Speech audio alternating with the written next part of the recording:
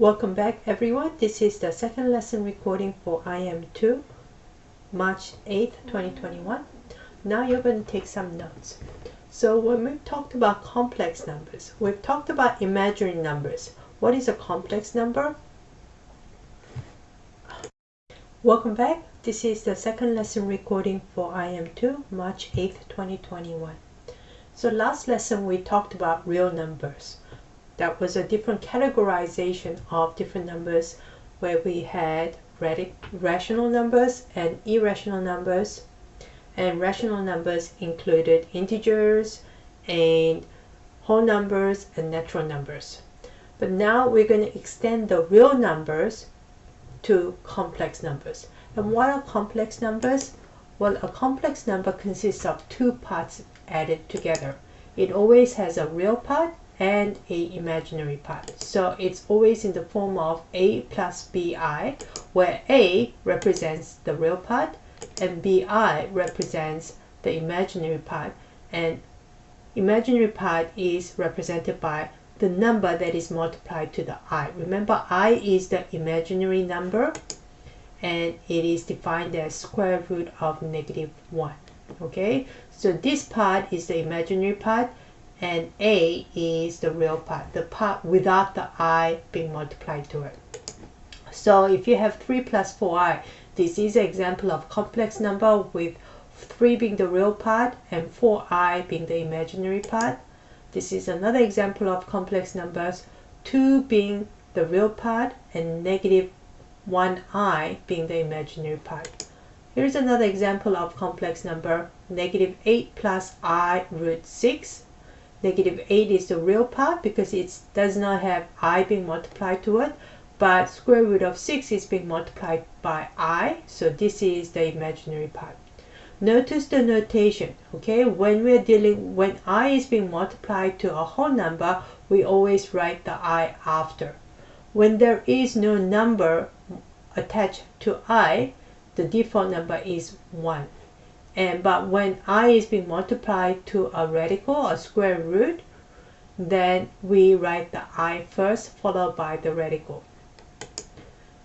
-2 over 5 plus I root 6 over 5 is also another complex number example, and -2 over 5 is the real part, and I root 6 over 5 is the imaginary part. So let's take this further and use complex numbers to simplify examples, simplify expressions. So for example, if you have 10 plus square root of 28 minus 100 over 2, this simplifies to 5 root 3i root 3. Let's see how it happens.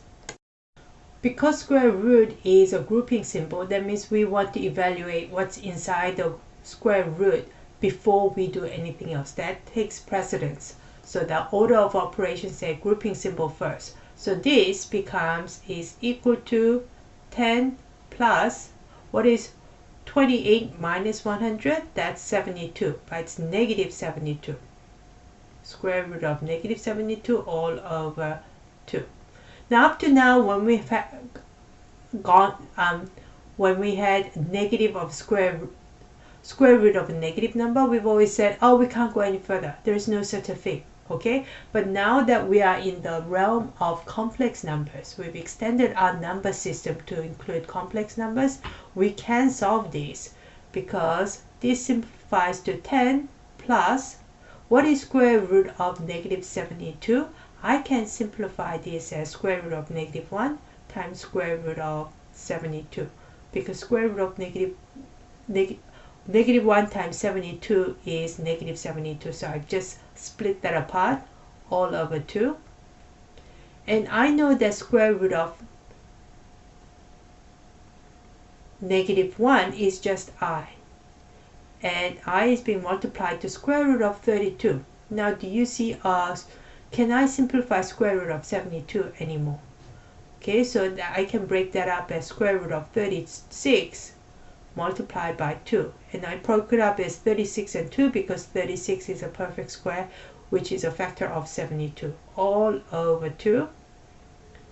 I am going to bring that over here, and that is equal to 10 plus, what is square root of 36? That's just going to be 6. And square root of 2 is 2. Is just square root of 2. I can't simplify that anymore. And the common notation is when you have a whole number multiplied to I, you write that first, then followed by the I, and I comes before the radical. In some textbook, you will see 6 root 2I. They mean the same thing, okay? I am not going to dock you points for it, but you're going to see variations of it. So this is just one, okay? So when you have fraction like this, something all divided by 2, I can separate this as 10 over 2 plus 6I root 2 over 2. And when I do that, 10 over 2 is same as 5, and 6 divided by 2 is 3. So this becomes 5 plus 3I root 2, which is what I have here. So with that, you are going to go on to decimals activity, card number 7 to 9. Okay, card number 6 says 4 plus square root of negative 24. Can I simplify this? That is same as 4 plus square root of negative 24 can be simplified as negative 1 multiplied by square root of 24. And that's 4 plus square root of negative 1 is just I. And I can break the square root of 24 as what would be a number that what is a factor of 24 that is a perfect square. That's going to be 4 times 6. So that becomes 4 plus I times square root of 4 is 2, and square root of 6 I cannot go any further, so it just stays as it is. And the notation is the whole number, that's 2, followed by the imaginary number I, followed by root 6. Remember, the operation between 2 and I and square root of 6 is always multiplication. That means 2 lots of I, lots of root 6, right? Or multiplication. Now we're going to try to simplify 12 plus square root of 9 minus 90 all over 3. So that becomes 12 plus, in fact, I can actually divide this separately. I can divide this as what is square 9 minus 90 is 81 all over 3. Okay, and 12 divided by 3 is 4, and 80 square root of, this is negative 81, oops. Okay, that's going to be square root of negative 1 multiplied by square root of 81, which is same as 9 all over 3. So that is going to be 4 plus 9, square root of negative 1 is same as I all over 3. So then this is same as 4 plus 9 divided by 3 is just 3. So it's just 3I. Okay, number 8, 7 minus square root of negative 50 plus 100 over 2. Okay, so that becomes 7 minus negative 50 plus 100 is same as negative 50. No, that's positive 50.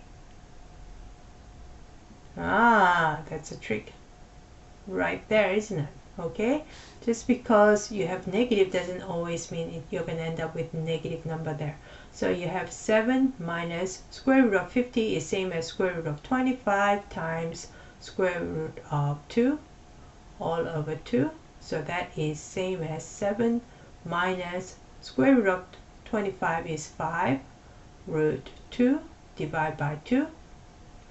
Now we can separate this as 7 over 2 minus 5 over 5 root 2 over 2 as well. or you could leave it as it is. Okay, sometimes you want to do that so that you can simplify this, but in this case you cannot simplify it anymore, so either would be acceptable. Then the next card is just see if you can find the B. There is a B somewhere. Took me a little while, but you can do this. Okay, now we are going to use complex numbers to solve quadratics. So if you have equation x squared plus 16 is equal to 0, okay, if I bring 16 to the other side by subtracting 16 from both sides, I end up with x squared is equal to negative 16. Okay, so I know that if I take a square root of both sides, that there are no real solutions, because I can't take a square root of a negative number, or no number is squared is going to be negative 16. However, we do have two complex solutions. Okay, and that is, how do we get there? X squared is equal to negative 16. Take a square root of both sides, and what do you get? The left hand side, the square root and square cancels out, and on the right hand side, when you do that, you need to put plus or minus.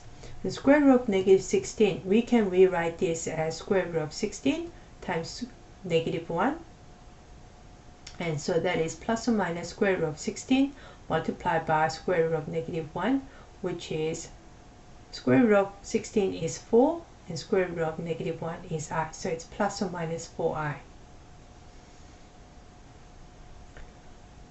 And similarly, we can do the same when we are using quadratic formula. So if you have this equation, x squared minus 10x plus 20 is equal to negative 17, and we are looking to solve it, and we know the quadratic equation formula is this.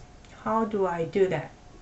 Well, before we can use quadratic formula, we need the equation in standard form that is equal to 0. So we need to bring this negative 17 to the other side by taking a negative of negative 17. So that's adding 17 to the left hand side. So that becomes x squared minus 10x plus 17 plus 20 is 37 is equal to 0.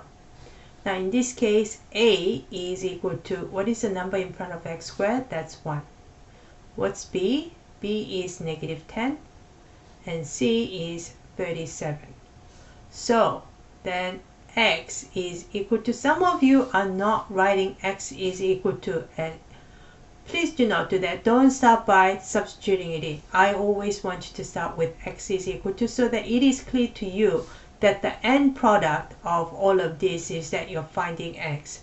So in this case, x is going to be equal to negative of negative 10 plus or minus square root of b squared, that's negative 10 all squared, minus 4 times 1 times 37 all over 2 times 1.